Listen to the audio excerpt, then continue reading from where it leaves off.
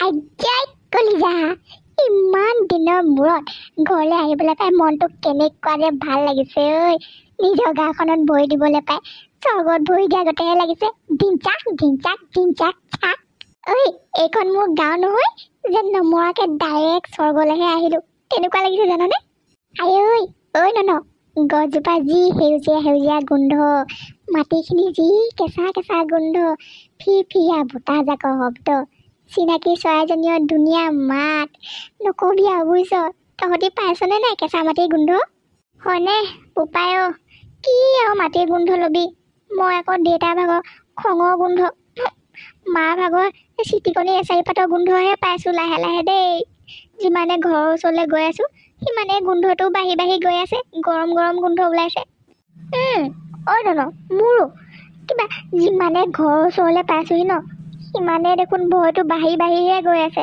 ভালহে লাগিব লাগে অত দিনৰ মূৰত ঘৰলৈ আহিছোঁ দেউতাই আজি মোক বকলিয়াই পেলাব যেন লাগিছে ঐ তহঁত কোনোবা এটা আমাৰ ঘৰলৈ ব'লা নহ'লেতো মোক আজি একেবাৰে চেচেই কৰিব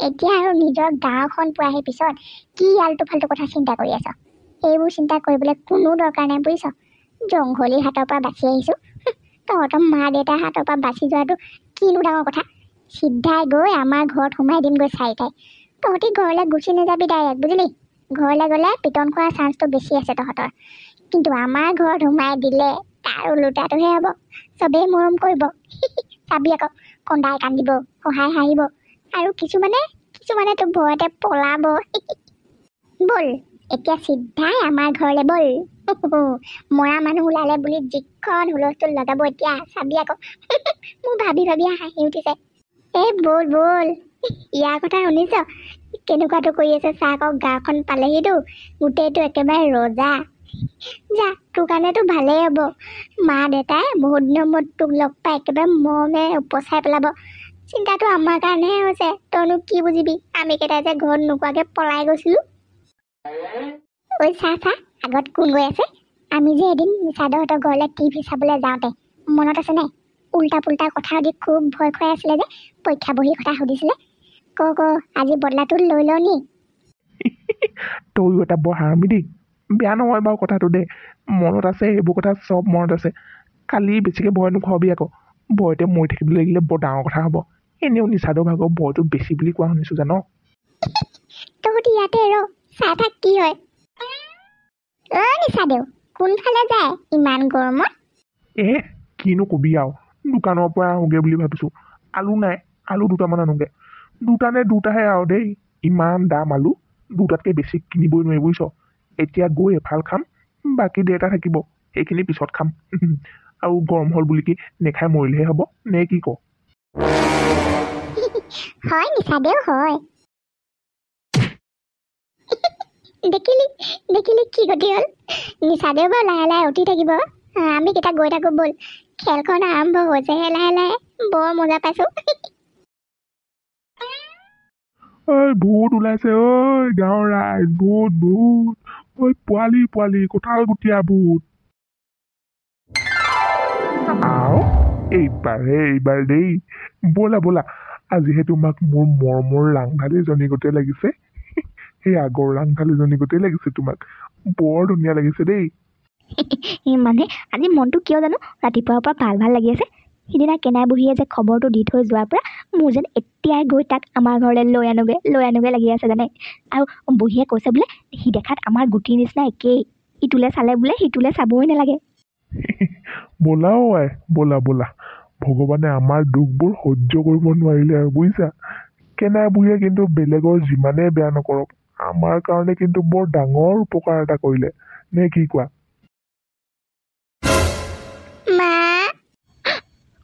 গুটি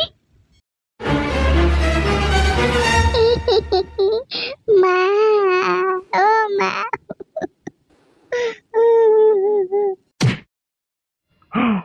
আত্মা প্ৰেতাত্মা অশৰীৰী আত্মা আছে বুলি শুনিছিলোহে কিন্তু আজি সাক্ষাৎ চকুৰ আগত দেখি আছো ভগৱান এইবোৰ তোমাৰ কি লীলা সাধাৰণ মানুহৰ চকুত অসাধাৰণ দৃশ্য হেৰা তুমি অলপ পিছুৱাই আহা তাক নুচুবা, এইটো আমাৰ গুটিৰ আত্মা। গুটি মোৰ কলিজাটো ওলালেহি। মই জানিছিলোৱে মোৰ শুন, তই যে ক'ৰবাত নহয় ক'ৰবাত মোৰ কাৰণেই জীয়াই আছ বুলি। শুন, আহ মোৰ ওচৰলৈ আহ। মা, অ' মা, মোক জংঘলীয়ে ধৰি থৈছিলে অ' মা। মই মৰা নাই, মই নদীত উটি গৈ মৰা নাই অ' দেউতা। এয়া জীয়াই আছো মই, চাওক। ভগৱানে মোক আজিৰ দিনটোলৈ বচাই ৰাখিছিলে দেউতা। মই ভূত আত্মা একো নহয়, মই আপোনালোকৰ গুটি। অ' তই মোক এৰি থৈ আৰু কেতিয়াও কলৈকো নাযাবি দেই। সেয়া তোমাৰ এই গুটিক মৰম কৰি হ'ল যদি এতিয়া ইহঁতকেইটাক সোধা ক'ৰ পৰা কেনেকে ইয়াক লৈ আনিছে। মই হ'লে একো বুজি পোৱা নাই দেই। মোৰ মৰি থাকিলে বুলি কোৱা ল'ৰাটো ইমান দিনৰ মূৰত আজি ঘৰ আহি ওলাইছেহি। ইমানকণো মৰম নকৰিম নে মোৰ শুনটো? আৰু মইতো আপোনাক কৈছিলোৱেই, মোৰ মনটোৱে কৈছিলে মোৰ গুটি ক'ৰবাত নহয় ক'ৰবাত নিশ্চয় জীয়াই আছে। এতিয়া দেখিলে আপুনি, সেই সময়ত মই পাগলী হোৱা বুলিহে ভাবিছিলে, এতিয়া দেখিলে কেনেকৈ ঘূৰি আহিলে মোৰ শুনটো। কৃষ্ণ, তোমাৰ লগত যে মই নোৱাৰিছো আৰু দেই। একেবোৰ কথাকে কিমান বাৰ কৈ নাথাকা বাৰু তুমি। ঐ ল'ৰাকেইটা, এতিয়া তহঁতি নিজে কচোন, আমাৰ ইয়াক ক'ৰ পৰা কেনেকে বিচাৰি আনিলেগে হয়? আমিয়ে য'ত নেকি আশা ভৰসা এৰি দিছিলো, তহঁতকেইটাই বাৰু কলৈ গৈ ক'ৰ পৰা ধৰি আনিলেগৈ ইয়াক? আৰু তহঁত তিনিওটাই মাৰাত্মক ভুল কৰিলি। হয় বাৰু, মই তহঁতৰ কাৰণে আজি গুটিক পালো, কিন্তু তহঁতি মাৰ বাপেহালৰ লগত যিটো ভুল কৰিলি, সেইটো ভুলৰ ক্ষমা কিন্তু তহঁতৰ মাৰ বাপে কৰিবনে নাই মই নাজানো। এতিয়া তহঁতক নি ঘৰত থৈ আহিবলৈ যাবলৈ মোৰ নিজৰে কিবা ভয় লাগি গৈছে। এই আমাৰ গুটিক বিচাৰি আনিবলৈ গৈছে বুলি সেইটো খঙতে তহঁতৰ মাৰ বাপেহঁতে মোকে মায়েনে কি কয় ঠিক নাই আৰু দেই। আৰু তহঁতৰ কলিজাখনক মানিছো কিন্তু দেই মই। মোৰ কলিজাখনেই চাগে ইমান ডাঠ নহয়, তহঁতৰ কলিজাখন যিমান ডাঠ। হেৰৌ, যোনখন হাবিত সোমাবলৈ আমি গাঁৱৰ ডাঙৰ মানুহবোৰে দিনতেই ভয় কৰোঁ, সেইখন হাবিত তহঁতি দিন ৰাত একাকাৰ কৰি আমাৰ গুটিক বিচাৰি আনিবলৈ গ'লি। হ'বচোন হ'ব, আপুনি এতিয়া থকহে, ইমান দীঘলীয়া লেকচাৰ দিব নালাগে। এতিয়া কথা বতৰা পিছতো হ'ব। ল'ৰাকেইটাই ভোকে পিয়াহে আজি অত দিনৰ মূৰত ঘৰত ওলাইছেহি। যাওক, ভাতৰ ব্যৱস্থাটো কৰিব লাগে, কিবা এটা আনক গৈ বজাৰৰ পৰা। গাহৰি মাংস কিনিবলৈ কিন্তু মোৰ পইচা নাই হ'লে দেই। গাহৰি মাংসত যিহে দাম, মই কিনিবগে নোৱাৰো। যি আছে তাকে সিজাই দিয়া, খাওক।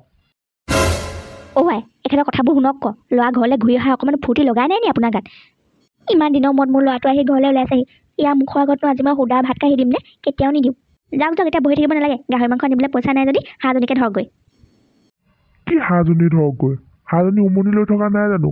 কাইলৈ পৰহিলৈ পোৱালি ওলাও হৈ আছে দেখোন। মই সেইবোৰ নাজানো। পোৱালি ওলালে ওলাব, নোলালে নাই। মুঠতে মোৰ ল'ৰাই আজি সুদা ভাত নাখায়। হয়, আপুনি বজাৰৰ পৰা গাহৰি মাংস আনিবগৈ লাগিব, নহ'লে ঘৰৰ হাঁহজনীকে মই নিজে ঠিক কৰিমগৈ, আপুনি যদি টান পাইছে। তুমি সঁচাকে পাগল হ'লা দেই। হাঁহজনী পোৱালি ওলাবলৈ লাগে বুলি কণী এটাও খাবলৈ নিদিলা, এতিয়া কৈছা উমনি লৈ থকা হাঁহজনীকে মাৰিব লাগে। হ'ব, তুমি সেইখন নাটক কৰি থাকিব নালাগে। মই বজাৰলৈ গৈছো, গাহৰি মাংসকে আনোগে আধা কেজিমান। যাওক, দেৰি কৰি থাকিব নালাগে। মোৰ ল'ৰাকেইটা ভোকেই লাগিছে চাগে, ৰ'দেও উপায়ত গাহৰি মাংস আনিব, তহঁতি ভাত খাবি। ভাতকেইটা খাই মেলি আজৰি হৈ অকণমান বহি ল'বি, তাৰপিছত মই গোটেইকেইটাকে ঘৰত থৈ আহিমগৈ। একো চিন্তা নকৰিবি, মই আছোঁ নহয়। গধূলিকৈ গোটেইকেইটাই ওলাবি, নামঘৰলৈ গৈ ধুনীয়াকৈ চাকি এগছ জ্বলাই থৈ আহিমগৈ। ভগৱানে সহায় নকৰা হ'লে তহঁতি আজি ঘৰলৈ আহি নোলালিহিহেঁতেন ন বোপাই।